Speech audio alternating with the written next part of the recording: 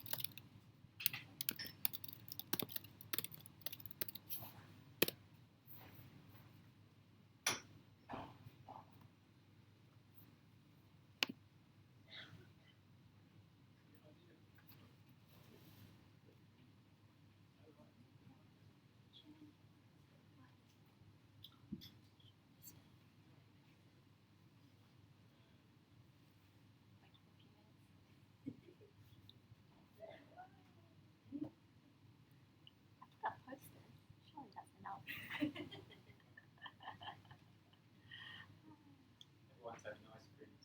Yeah, I think so.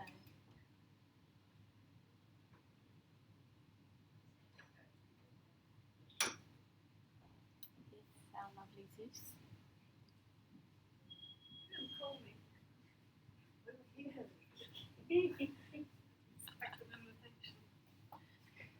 You're part of the invite.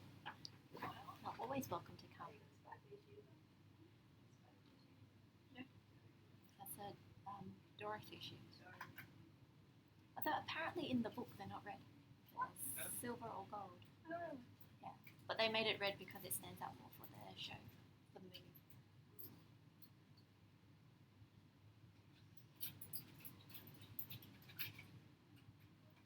Okay. We're just going to wait a few minutes to start. Oh, your meeting is also okay?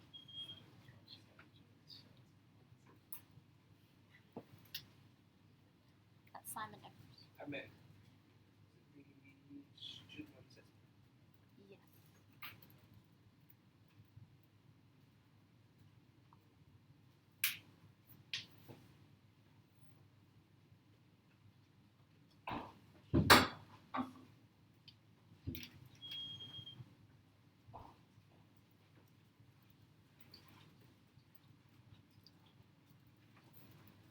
Front seat?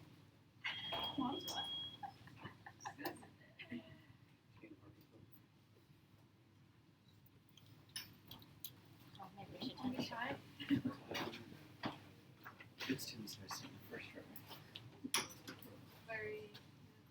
Very.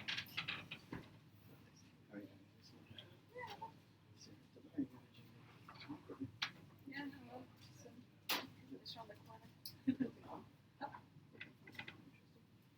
I hope so. Do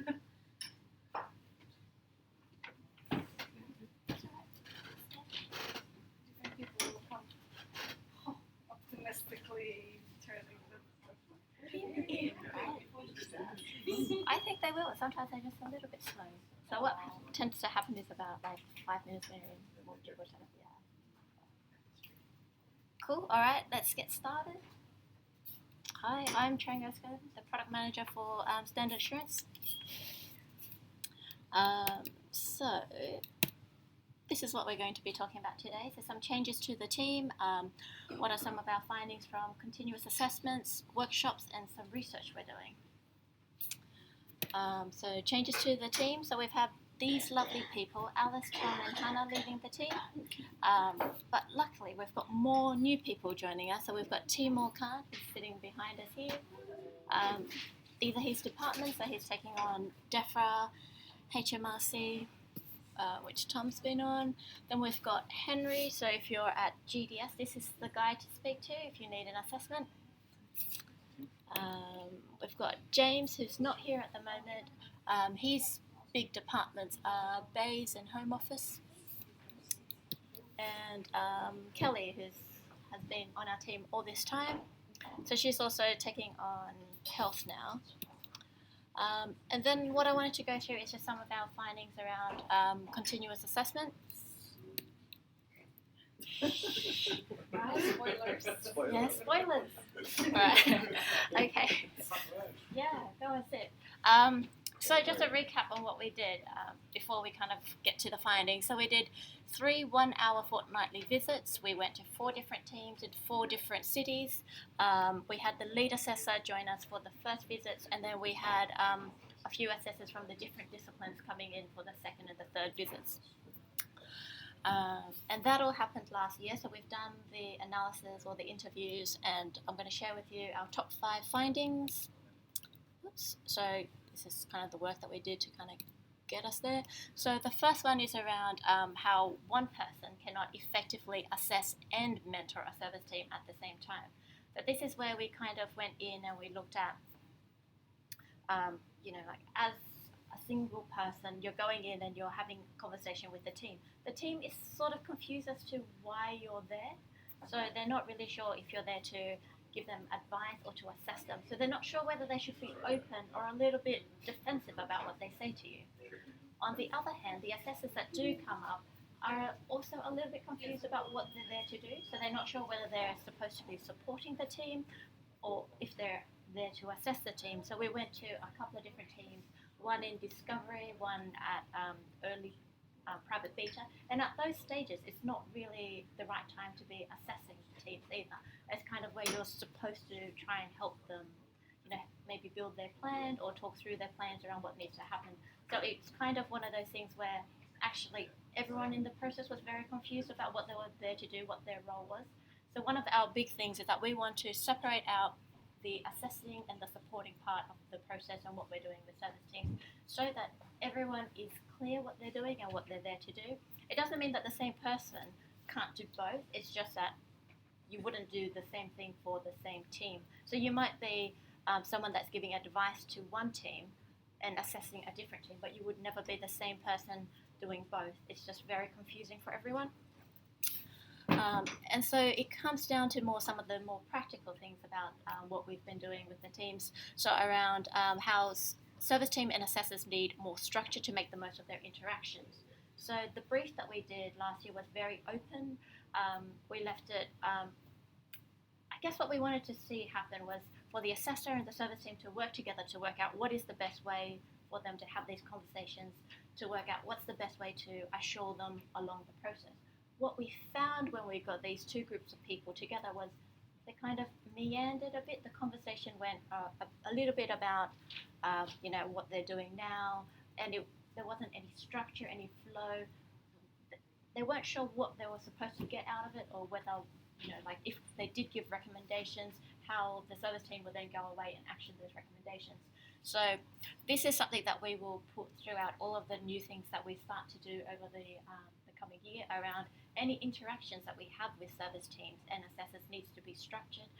Both sides need to know exactly what's going to happen, a clear agenda and things that, what we want to achieve, the objectives.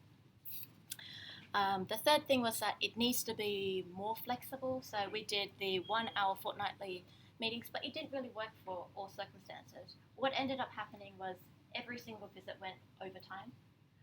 So we had someone talk about assisted digital for about 2 hours.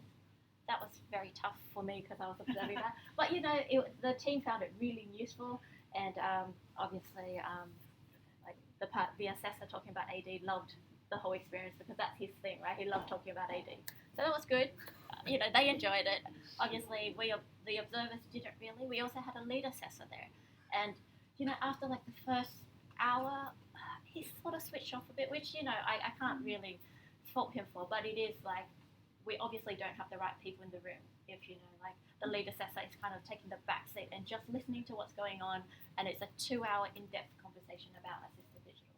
So not the right people in the room. So we need to kind of look at this more and work out what is it that we need to do to make the interaction work. We need to look at setting expectations on what the team needs to do with the recommendations. So when we went out there, we kind of thought, let's just see how this works. But actually, by not setting expectations or being able to make sure that the service team is going to action the advice, it feels like the visit doesn't have as much value as it could be.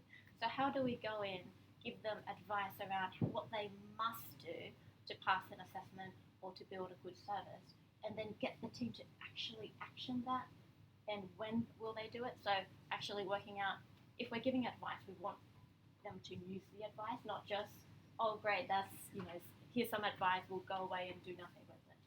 So that's something that we need to get better at. And the other thing we kind of found out was, as we did this, was we seem to be talking to the same types of service teams, so there's a little bit of selection bias as we kind of go out and approach teams to come in and help us test out this process. So we really need to work out actually what kind of different types of service teams are there, and have we spoken to all the different types. So that's our 5 key learnings, and the most important one is around making sure that we're separating out the supporting part versus the assessing part. And this is why we don't think that continuous assessments will work, because how can you continuously assess a team, and is that the right thing? So one of the things that we did was we did a segmentation exercise to address point 5 around what are all the different types of service teams.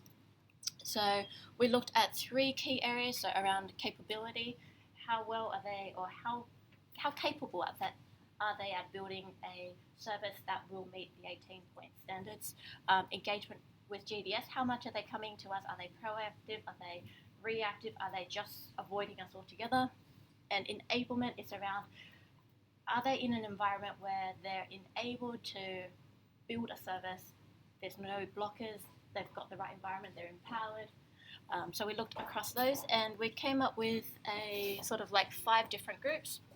So they're kind of listed by capability, with the last one, which is a bit hard to see there, around whether they have any constraints around the enablement side.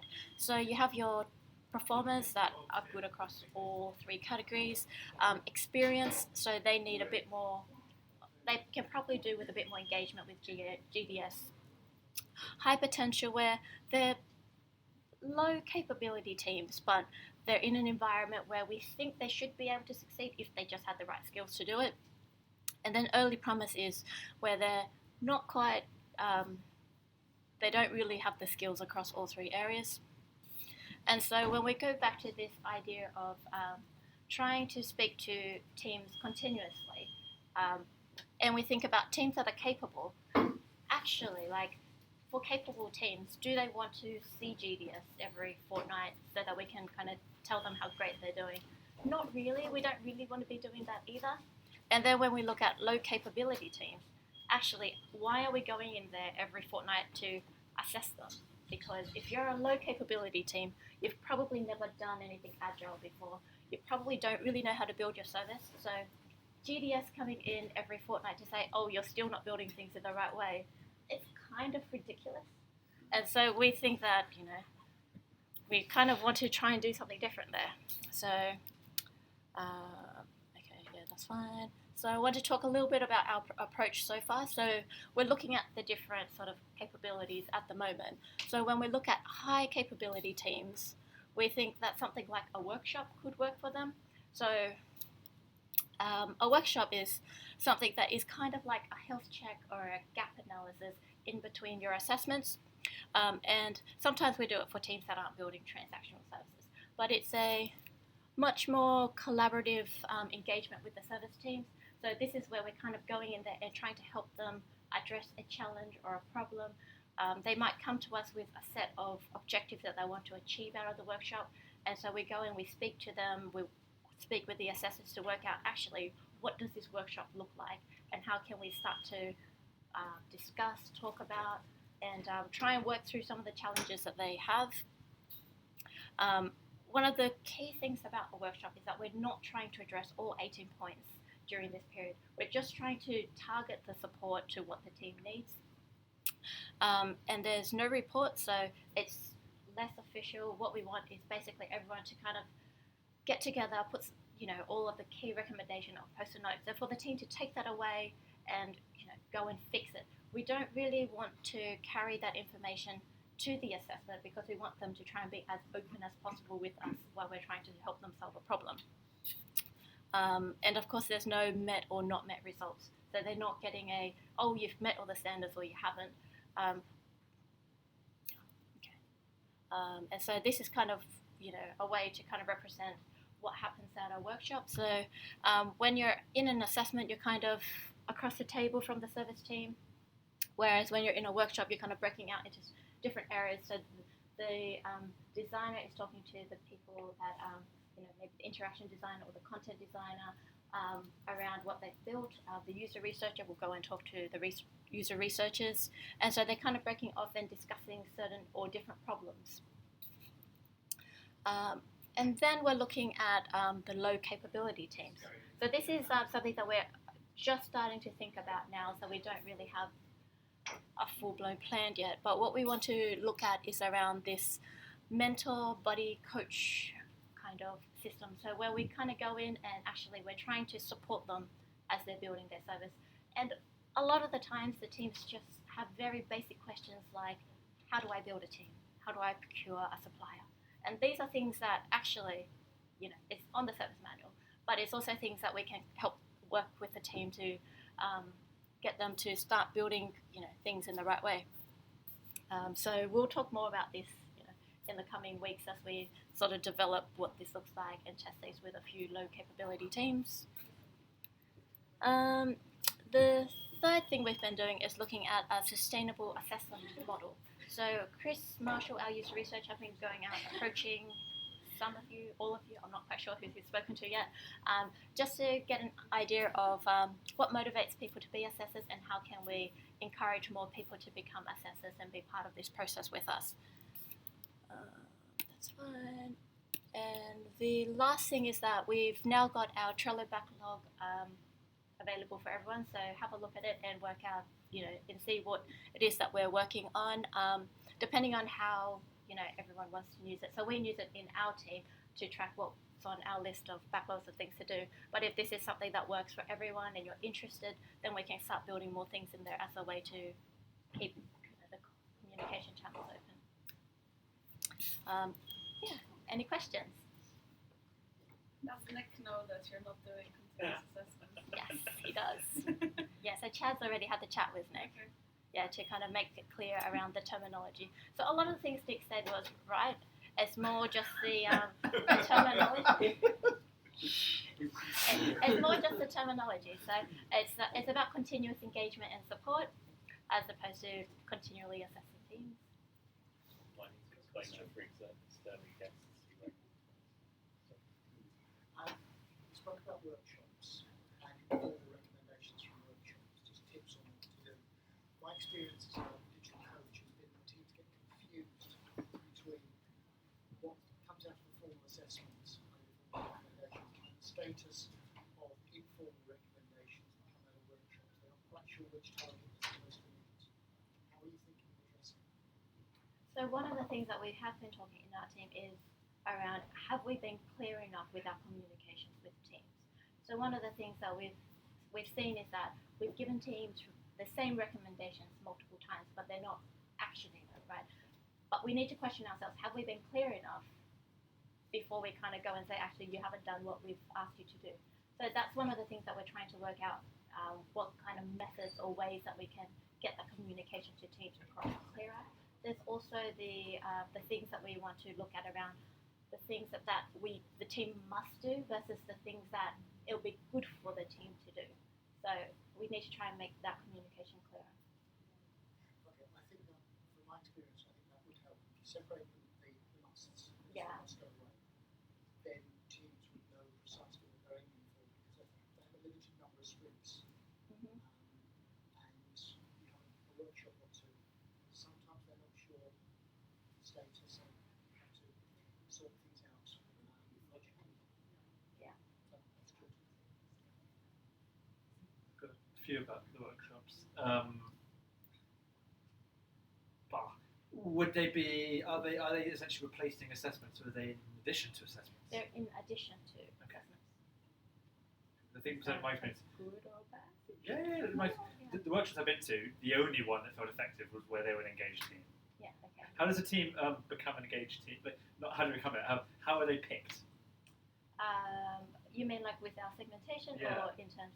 So the segmentation is done based on the experience of the service assessment managers. Right? Okay. So we recognise it's quite a biased view on things, but this is supposed to help us work with service teams. So it's not about categorising service teams for the sake of categorising them.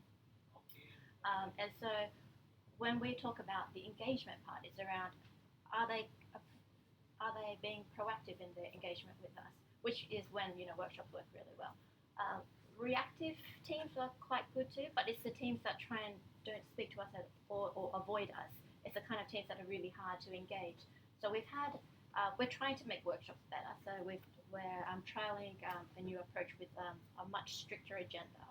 But some of the ones prior to doing that, where the team was quite low capability with quite low engagement, we had trouble kind of just getting the right messages across. Like even the format of the meeting wasn't what we wanted. So it's trying to work out, actually, does that work for lower capability teams?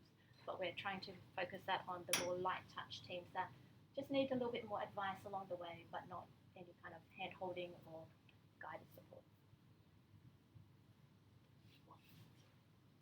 I was wondering if you've got any sort of notions of scale on segmentations, on segments. How many service teams do we reckon are in each one? How many do we reckon? Like how many workshops do we think we're going to be doing per year as GDS and assessments? So the numbers weren't on here, but I think the top two is about 60% of teams, and then the main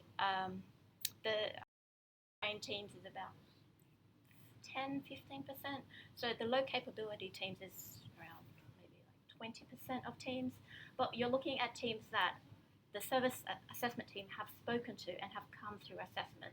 So they tend to be bigger teams because you need to be over 100,000 transactions before we kind of speak to them. So you're looking at sort of like, I guess, the top part of most departments. So, I think that's quite good. How many teams? Like the segmentation was based on 82 teams. Okay. And we do about just over 100 assessments a year. So last year we did 110 assessments. Right. So if we're looking at workshops, actually we don't think we'll be doing that many. So we've been trying to get teams to come in so that we can test out this new model. But it's been quite hard to get teams to come in. So even if we say, yes, this is a thing we're offering, I feel like it's still going to be a while before we get a ramp up or teams actually saying, yes, we want this thing. So yeah. So does it mean that we're going to do more assessments? Well, so if you combine, are we going to do more assessments? Or are we going to do more assessments and workshops? Are we going to do? So theoretically, we should be doing more workshops and assessments together. But what we're also trying to do is increase the pool of people that can help be assessors for those things. Yeah. The number in that high two categories was very high, just based on the assessments I've done. For me, easily 2/3 are nowhere near there. Well, it's a scale of capability. There's teams that are. Yeah, but in terms of teams, it feels like teams that are going to be receptive to feedback in workshops and actually being collaborative. I don't know. That's very much not my experience. Do you think it will happen that you classify some team as very low and they think they're very high? Yes. Yeah. And I think teams will change over time as well. Yeah. So what we want to try and do is do this exercise again in 3-4 months' time. Is actually see how the percentage of teams in each of the groups change, or with our interaction with the team, do we know more about them and therefore they've changed or they've improved, or we're not really sure what's going to happen. So we'll try this exercise again in 3 or 4 months' time and see what happens. How do we kind of message that, like, what's kind of thing of, we think you're a low performing team, so you're getting a workshop. Like, that's obviously not. We're not going to say that. Like, what are we going to say? Must improve. Yeah. Yeah. Okay. So the segmentation is a way for us to work out what is the right things for the team to be doing with the service teams, right? So if we think that they need a little bit more help, actually this is just a way for us to prioritize our time and the support that we give them. So we've had lots of very capable teams spending a lot of time with us because they're super engaged, but all they really want is a pat on the back, and it's great, don't get me wrong, but actually, like, is that the best use of our time? So it's kind of working out. Wouldn't those What is engaged it? ones still be the ones going to the workshop who would still be getting that? Maybe, but we'll be working with them to kind of work out actually is it appropriate for them, right? So it's kind of, this is a thing that we offer, but is it appropriate for your team? And this is where the assessment team comes into play, because they're spending a lot of time with the service team to work out actually what is it that they need. So we're trying to build some kind of toolkit of things that they can actually go out and take to their teams to help support them. And these are, two of the first things that we're kind of looking at. So how do we become better mentors, buddies, and coaches, and how do we know that we're getting better at that? I don't know. We haven't started yet, so I think it's something that we need to look at. So we recognise that there are certain skills that a coach or a buddy needs that is different to an assessor, because you need that interpersonal skills to kind of be encouraging and motivating. I think something that There's the assessors who don't have it. Yes. Sorry. yeah, Just and tick it's box. yeah. By the way. And there's techniques, so things like say 3 positive things to every 1 negative thing, to kind of balance it out. So there's just like techniques that you can kind of learn. I don't know why you're looking at different people. Yeah, it is quite different. And that was kind of my point. These feel like really different things. Yeah, they are Really really different. different things. Yeah. But some people can do both. Other people are better in one area than others. But it's just trying to get the right people to help support teams. Are you going to be working with departments where you pick teams? Some departments have their own internal support mechanisms. Yes. Like Hay is to trust them, rather work with you than have any sort of tension. So are you going to engage with departments before you pick people to do workshops on? Give me if you cover this in the early part. No, that's quite all right. Yeah, so our assessment managers work hand in hand with the internal assessment, team or representative. And so we'll work with them on what is the appropriate team. I mean, we work with them right now to kind of coordinate assessments and making sure that we're assessing for the right teams or the teams that need assessments. So it's just part of that relationship that we work with them and get the right teams in to help us test these models out. Maybe this team might be another team. Frequently, I think designers, and I'm sure it happens to other skill sets, get asked, hey, this team has a question, can you help them out? And I often might go visit a team after assessment. Yeah. Is there any work to look at, like, how we could do more formalised process? A team could request, can we get help from this person, a person, for a day or two? Yeah. We think we're lacking in analytics. We could do a day of them. Yeah. So we've been linking in with Spring, who works with Emily and Hazel on the policy engagement team. I think that's what they call it. Strategy and engagement, yeah. As well as Steve Broughton in digital transformation, around what do they see that transformation look like from GDS going to different departments. So we'll be linking in with them and making sure that all the sort of extra resource and support that we want to give service team fits into their model. So we'll see how that looks like, since it's just still very early stages. So does that mean the team can request some help on analytics, but actually the rest of the team is doing fine? They don't need a full workshop because they're absolutely sorted on tech, for example. Yeah. But it's analytics they really need some help on. Yeah. Can they request that? And equally, how does the workshop work partly with the department's own internal process, but also if it's a whole service, presumably the workshop will focus on the front end, the public facing bits. How do we make sure that's balanced with the staff facing bits and making sure that's equally service standard compliant? Yeah, so home office, right? Yeah. So James, the new assessment manager on home office, will work with you to work out actually what does that team need, and then we'll focus on all the different challenges that the team needs as we do the workshop with you. So it really depends on what the team needs, and we'll try and cater or tailor that towards what they need. So if they just need analytics, then maybe we will be able to pull a resource from somewhere in GDS to kind of come out and help your team. The risk for me there is the team might have a blind spot, wouldn't know it, and Yeah. wouldn't think to ask, can we talk about this in the workshop? Yeah.